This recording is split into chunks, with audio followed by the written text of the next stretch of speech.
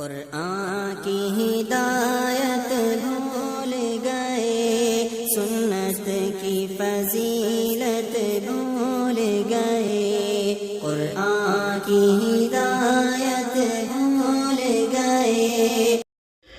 ایک ظاہر کا مسئلہ یہ ہے کہ مسجد عائشہ سے جو عمرے کا احرام باندھ کر عمرہ ادا کیا جاتا ہے، اس کی کیا دلیل ہے؟ تو اس کے لیے ذرا تفصیل سے سماعت فرمائیں۔ اس کی دلیل نبی رحمت صلی اللہ علیہ وسلم سے ثابت ہے، اور اما عائشہ رضی اللہ عنہ کا عمل ہے، اور اللہ کے رسول صلی اللہ علیہ وسلم کا حکم ہے،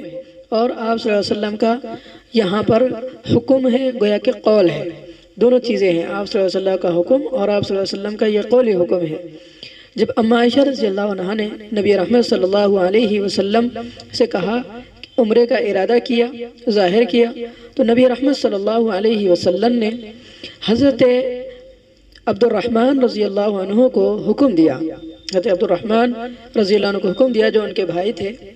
کہ وہ اما عائشہ رضی اللہ عنہ کو تنعیم لے جائے۔ اس وقت وہاں کے وہ ایک حد تھی مکہ المکرمہ کی، جو حدود جو کہلاتے ہیں حرم کے حدود، تو وہاں ایک حد تھی حدود حرم کے آخر میں، تو اس علاقے کو تنعیم کہا جاتا تھا۔ نبی رحمت صلی اللہ علیہ وسلم نے کہا کہ وہاں لے جاؤ، اور وہاں جا کر یہ وہاں سے احرام کی نیت کر کے آئے۔ چنانچہ اما عائشہ رضی اللہ عنہ وہاں پہنچی جہاں پر آج مسجد عائشہ موجود ہے۔ وہاں پہنچ کر انہوں نے وہاں پر نماز پڑھی، اور پھر وہاں پر انہوں نے احرام کی نیت کر کے وہاں سے واپس آئے۔ اس کے بعد سے اس جگہ کو جو تنعیم کہا جاتا تھا، مسجد عائشہ کے نام سے وہاں پر آج مسجد بنا دی گئی۔ چنانچہ اس لیے اس مسجد کو مسجد عائشہ بھی کہا جاتا ہے۔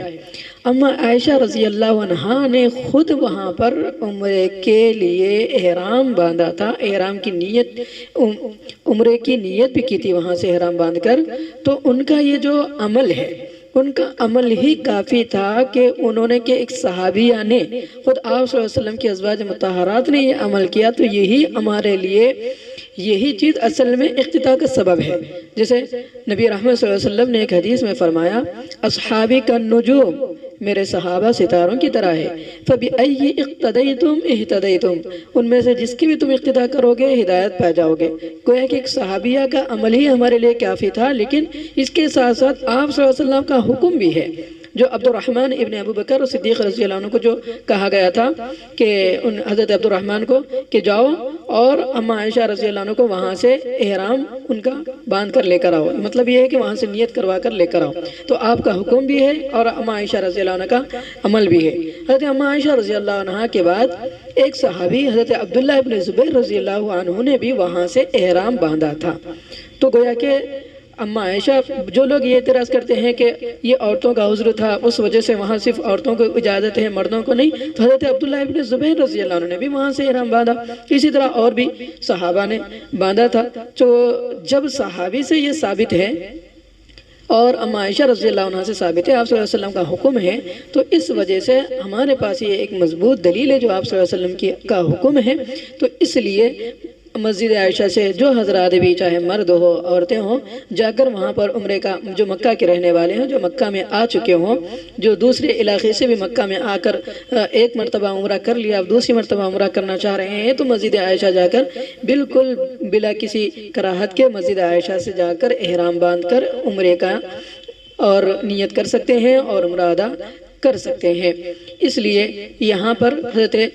نبی رحمت صلی اللہ علیہ وسلم کی واضح دلیل ہے، چونکہ آپ صلی اللہ علیہ وسلم کا حکم تھا، اس لیے مسجد عائشہ، مسجد تنعیم سے عمرہ کا احرام باندھنا بالکل صحیح اور ثابت ہے۔ اللہ رب العزت سے دعا ہے کہ اللہ تبارک و تعالی ہم سب کو بار بار عمرہ ادا کرنے کی توفیق نصیب فرمائے، چونکہ عاجز